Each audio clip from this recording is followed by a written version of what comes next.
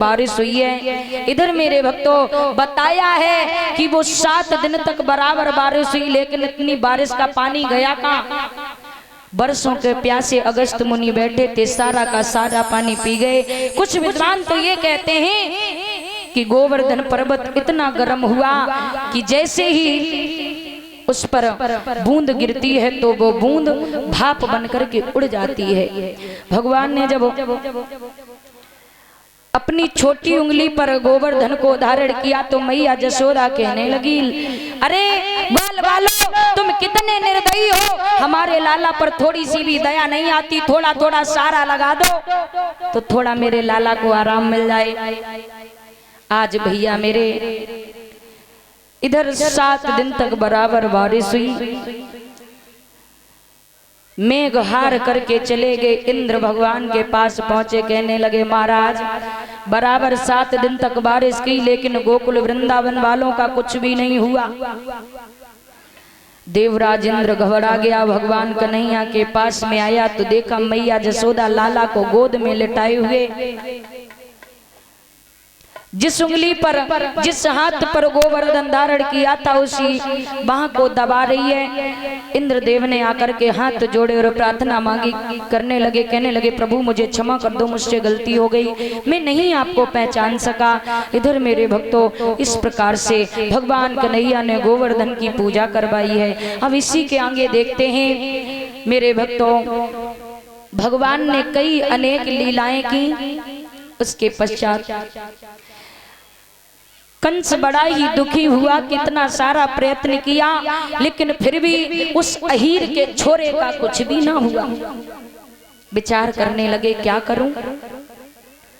देव ऋषि नारद आगे समझा करके कहने लगे भोजराज कंस ऐसा करो, तुम अपने यहाँ पर धनुष यज्ञ रचवाओ और उस धनुष यज्ञ में उन कृष्ण और बलराम दोनों को बुला लो, और जब वो यहाँ आ जाए तो तुम आसानी से उन्हें मार सकते हो।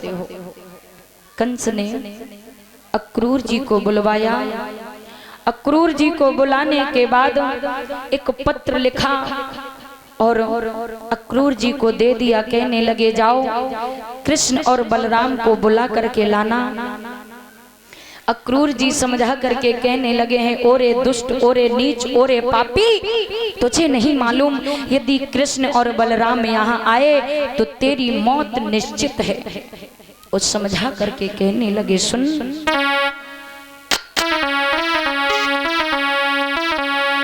कि अरे तेरा रंगी भंग हुई जावेगा, अभिमान करे क्यों तन को तेरा।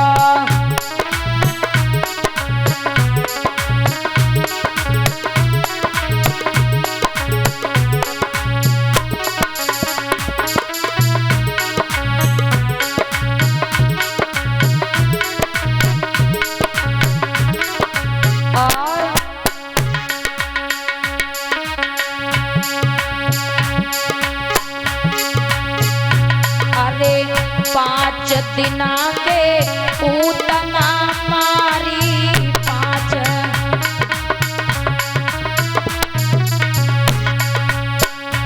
अरे 5 दिना के पूतना मारी, 5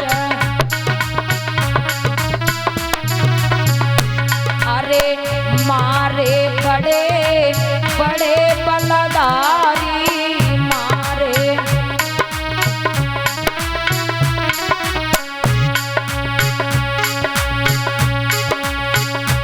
करा बैर बहुत पछतावे वो, अभिमान करे क्यों तन को तेरा।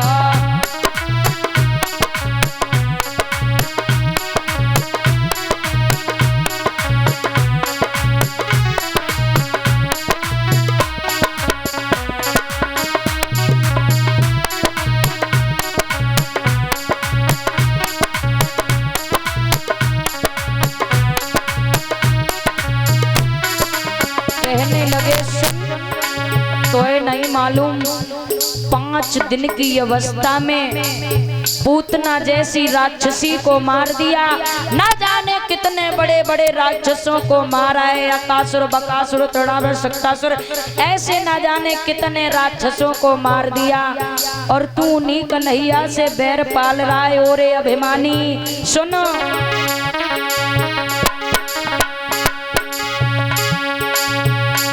अरे आवे मथुरा मदन मुरारी,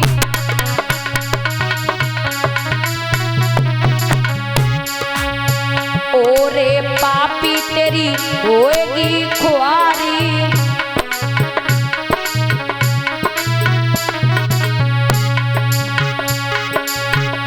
नहीं पेश श्याम से पावे गोरे, अभिमान करे क्यों तन को तेरा।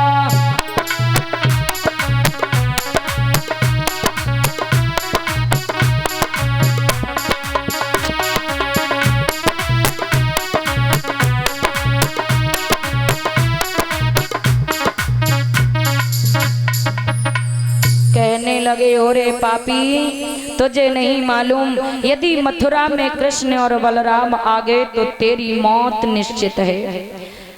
कहने लगे, अक्रूर जी चले जाओ, नहीं तो फांसी पर लटकवा देंगे। आज मेरे भक्तों अक्रूर जी चले हैं वहां से पत्र को लेकर के विचार करने लगे, हे विधाता मुझसे बड़ा पापी तो कोई नहीं होगा, जो मैंने छोटे छोटे बालकों को इस कंस के पास में लेकर के आऊंगा। और मैं कर भी क्या सकता हूँ, क्योंकि मैंने कंस का नमक खाया है। चले हैं मैया जसोदा के आंगन में पहुंच करके नंद बाबा को वो पत्र दे दिया। नंद बाबा ने जब वो पत्र पढ़ा है तो मेरे भक्तों ऐसे मानो जैसे जमीन के पैरों के तले जमीन खिसक गई हो। बड़ा ही दुख हुआ। विचार करने लगे, हे विधाता इस कंस ने तो कहीं का भी ना छोड़ा। मैया जसोदा को पता चला, माँ आंगन में बैठ करके रोने लगी। इधर मेरे भक्तों भगवान कन्हैया पूछने लगे, मैया क्या बात है, क्यों रो रही है, क्या कारण है, किसी ने कुछ कह दिया है क्या माँ? और माँ यदि किसी ने उंगली दिखाई हो तो मैं हाथ को खड़वा लूंगा, किसी ने आंखें उठा करके देखा हो तो उस नीच की आंखें निकलवा लूंगा। क्या बात है मैया? किसी ने जबान चलाई हो तो मैं उसकी जबान को खींच लूंगा। बात बता मैया क्या बात है? कहने लगी, लाला तो है ना मालूम बेटा, जब से तू इस घर में आया है लाला तब से कंस ने चैन नहीं लिया, आखिर तुझे अब बुला ही लिया मेरे लाल। बेटा खा ले आज माखन रोटी, कल पता नहीं तुझे मिले मिले ना मिले, क्योंकि तेरी मैया बाबा तेरे कहीं बंधे होंगे लाला, तू कहीं और होगा। आज मेरे भक्तों कन्हैया कहने लगे, मैया तू चिंता बिल्कुल भी ना करे, अरे वो तो मेरे मामा हैं और मामा के पास तो मैं जरूर जाऊंगा, तू रो क्यों रही है? आज मेरे भक्तों रात्रि भर तो विश्राम किया, जैसे ही सुबह हुई एक सखी ने देखा कि कन्हैया गोकुल को छोड़ करके जा रहे हैं, तो वो सखियों के पास में जा करके कहने लगी, बहना तो है ना मालूम क्या? बहना कन्हैया हम सबको छोड़ करके जा रहा है। बहन बालापन से साथ साथ में खेली, साथ रही, लेकिन आज वही कन्हैया हम तुमको छोड़ करके जा रहा है। आज सखिया रोते हुए भगवान कन्हैया के रथ के आगे पहुंच गई, कहने लगी, मुरली मनोहर श्याम कहाँ जा रहे हो? कन्हैया तुम्हारे बिना हम रह नहीं पाएंगे श्याम, एक पल भी ना कटेगा। और रो करके बोली है, हे कन्हैया कि तुम हमें छोड़ी कहाँ जात, हाँ जात, और मुई साच बताई देओगी रदारी।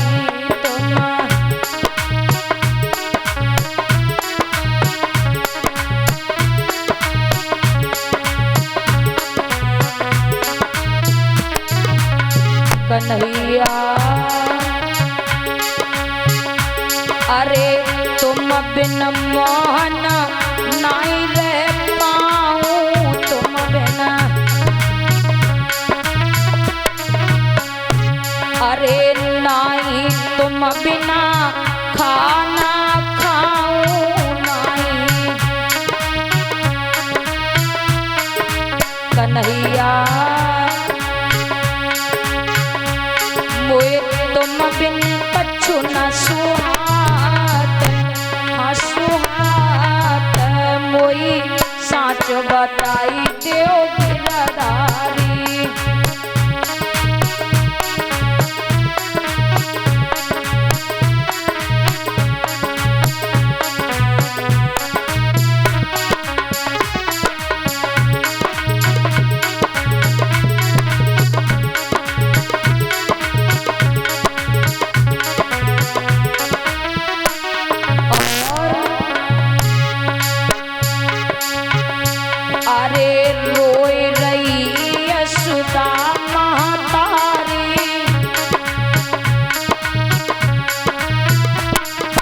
कन्हैया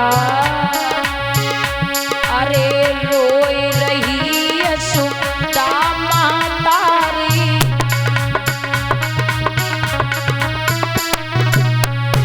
अरे तुम बिन धीर न धरे मुरारी।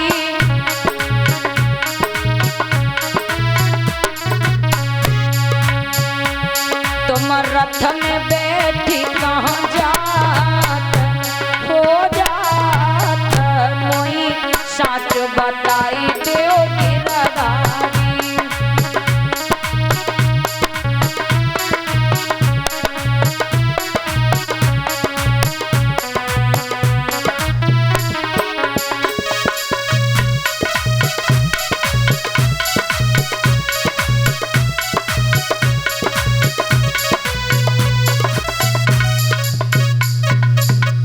आज गोपियां कहने लगी है मुरली मनोहर श्याम, तुम्हारे बिना तो एक पल भी काटना मुश्किल पड़ जाएगा। कन्हैया हमें छोड़ करके मत जाओ।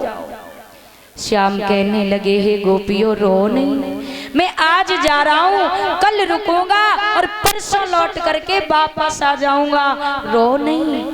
राधा कहने लगी श्याम मुझे पता है तुम परसों का वादा करते हो, लेकिन परसों की कह करके बरसें बिता दोगे श्याम।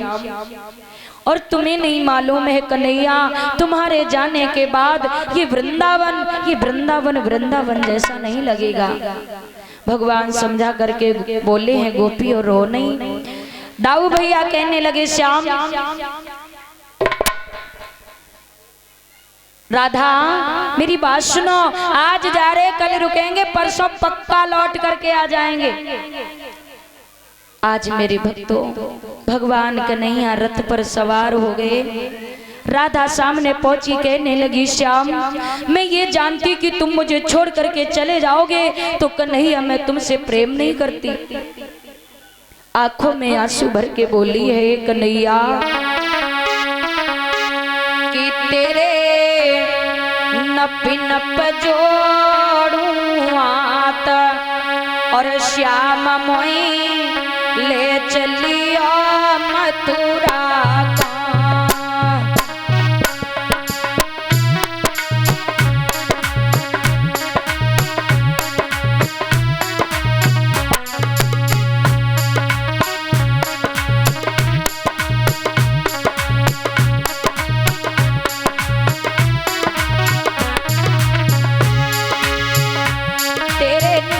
नप जोड़ूं हाथ श्याम मोई ले चलियो मथुरा का।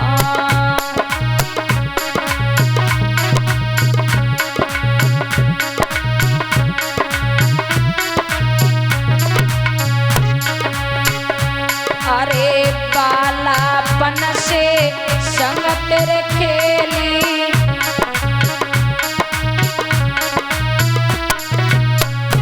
अरे बालापन में संग संग खेली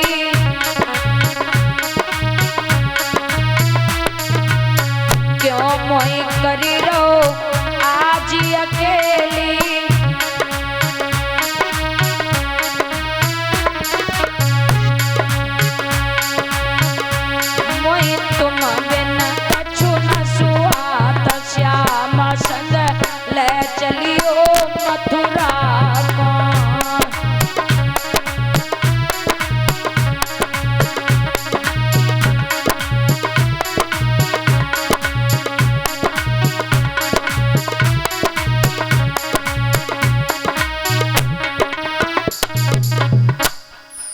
कहने लगे श्याम मुझे भी साथ में ले चलो। बार बार समझाया है भगवान कन्हैया ने। इधर मेरे भक्तों गाल वालों को साथ में लिया और चले। मैया जसोदा कहने लगी रो करके, अरे सखियों तुम्हें पता है ये तो वही हाल हो गया। सखियों मैंने कन्हैया को कितने प्यार से पाला, कितना लाड़ प्यार दिया, नहीं पता था कन्हैया मुझे छोड़ करके चला जाएगा। आज मेरे भक्तों गोपियां बाहर रोती रह गई, भगवान कन्हैया चले हैं। इधर मेरे भक्तों आगे बढ़े हैं, मथुरा में पहुंचे तो मथुरा में पहुंच करके नंद बाबा से कहने लगे हैं बाबा क्या करूं, ये मथुरा नगरिया बड़ी सुंदर लग रही है, अगर आपकी आज्ञा हो तो क्या मैं इस नगरी को देख करके आऊं। नंद बाबा कान लगे लाला चले तो जाओ, लेकिन याद रखियो जो नगरिया में बड़े ही झगड़ालू लोग हैं, थोड़ा संभल के जाना। कहने लगे नहीं बाबा मैं बाहर से ही देख करके लौट आऊंगा। और भैया कंस बनवा लिया कि ऐसे ही मरवा दें? आज मेरे भक्तों आगे बढ़े हैं भगवान कन्हैया तो देखा क्या कि कंस का एक धोबी है जिसका नाम है रजत। रजत नाम का धोबी दारू में मस्त एकदम कपड़े को लिए आगे जा रहा है। आज मेरे भक्तों भगवान कन्हैया सामने पहुंच गए, कहने लगे धोबी भैया। धोबी कहने लगे कौन है? मैं तुझे धोबी दिख रहा हूँ। हाँ धोबी भैया मुझे कपड़े दे दो, हम मामा कंस के मेहमान हैं और कपड़ों से बड़े ही परेशान हैं, ऐसा करो मुझे कपड़े दे दो। धोबी कहने लगा एक बात सुन, इधर देख मेरी तरफ। तूने कभी अपनी शकल शीशे में देखी है? राजा महाराजाओं के कपड़े पहनेगा, तेरी शकल भी है। कन्हैया कहने लगे भैया धोबी भैया हम तो से सीधे बात कर रहे और तू खम में ऐठ रहो। सुन भैया मैं मामा कंस के मेहमान हैं हम और हमें कपड़ों की बड़ी जरूरत है, दे दे। धोबी कहने लगा ओरे कन्हैया मेरी बात सुन कि ओ झोपड़ियों के रहने वाले, ओ झोपड़ियों के रहने वाले मथुरा में सभी अहीर नहीं और आसान न तेरी चल पाएगी, नंद बाबा की जागीर नहीं। ओ झोपड़ियों के रहने वाले तुझे क्या पता है राजा महाराजाओं के कपड़े कैसे होते हैं? और सुन यहाँ कंस का राज्य चलता है, कंस का शासन चलता है, यहाँ नंद बाबा की कोई जागीर नहीं है। भगवान कन्हैया कान लगे हम तो से सीधी सादी बात कर रहे और तू उल्टा सीधा चलता है। और सुन कि हम झुके मगर इस कदर झुके और जैसे भेड़ी झुकी जाती है।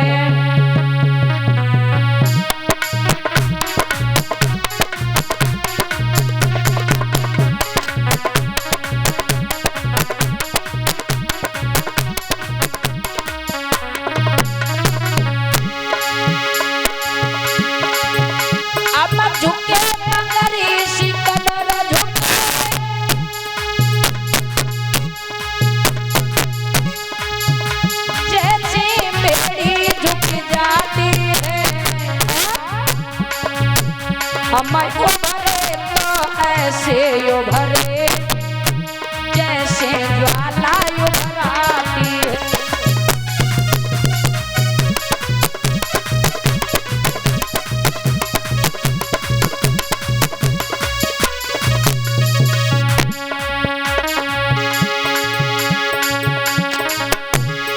कहने लगे सुनो कि हम झुके मगर इस कदर झुके जैसे भेड़ी झुक जाती है और हम उभरे तो ऐसे उभरे जैसे ज्वाला उभर आती है। हम तुमसे सीधे बात कर रहे हो और तुम उल्टे सीधे बोल रहे हो। सुनो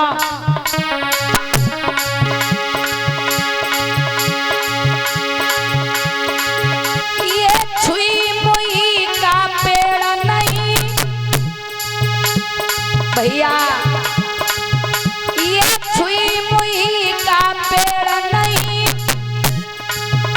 जो छूने से मुरझाएगा, और मैं उस मैया का लाल नहीं, मैं उस मैया का लाल नहीं, तुझ जैसों से डर जाएगा।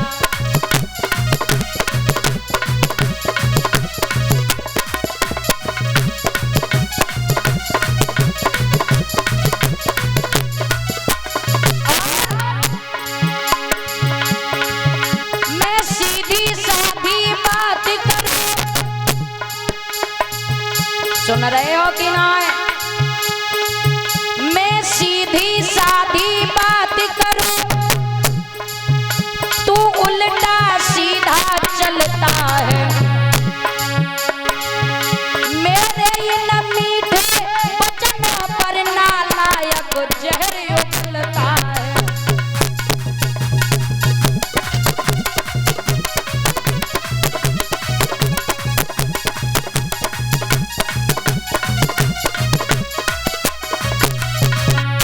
कहने लगे ओरे धोबी, हम तो से सीधे बात कर रहे और तू उल्टा सीधा बोल रहा है। सुन, यदि एक तमाचो लग बैठो ना, हाँ एक ही दाएं में बोले,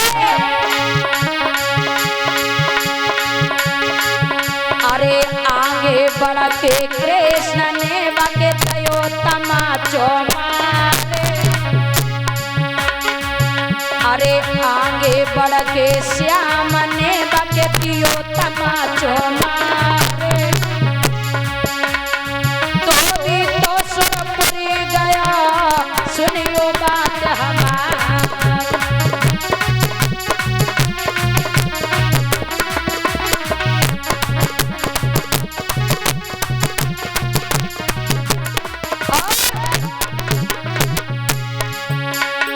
जाकी मटिया रह गई पड़ी,